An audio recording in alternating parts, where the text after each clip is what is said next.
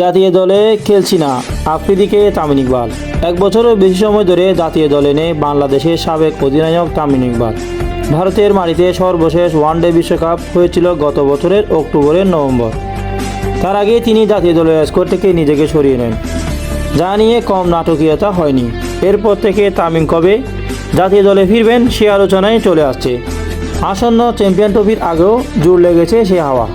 গুঞ্জন শোনা যাচ্ছে 2025 সালে চ্যাম্পিয়ন ট্রফি দিয়ে আবারও লাল সবুজে জার্সি হারিয়ে সাবেক এই ক্রিকেটার গায়ে দিবেন, কিন্তু নিজেই তো তেমন কোনো মন্তব্য করেননি। একই সঙ্গে বিসিবিকেও তামিম মেনে ফেরা নিয়ে কোনো নিশ্চয়তা দিতে পারেনি। এর মাঝে চাঞ্চল্যকর এক মন্তব্য শোনা গেল দেশসেরা এই ওপেনারের কণ্ঠে। পাকিস্তানের কিংবদন্তি শহীদ আফ্রিদি অবসর প্রসঙ্গে বলেন, তামিম বলেন জাতীয় দলে আর খেলছি না।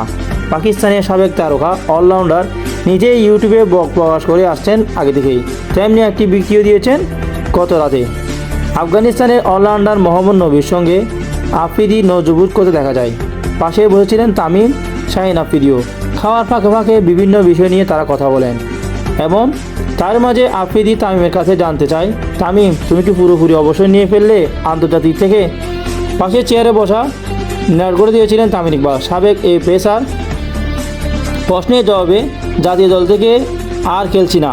এক পর্যায়ে তামিমও আফ্রিদিকে জিজ্ঞেস করেন তার রাজনীতিতে আসার কোনো সম্ভাবনা আছে কিনা। জবাবে পাক কিংবদন্তি মজা করে বলেন, তোমাদের যে অবস্থা দেখতেছি তাতে নিশ্চিত থাকো আমি রাজনীতিতে আসছি না। সবার কণ্ঠে সেটি হেসে উঠলেন।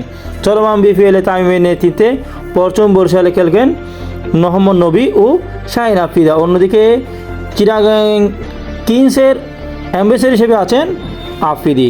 মোহাম্মদ নবীর আমন্ত্রণে তিনি হাজির হন নৈশভোজে।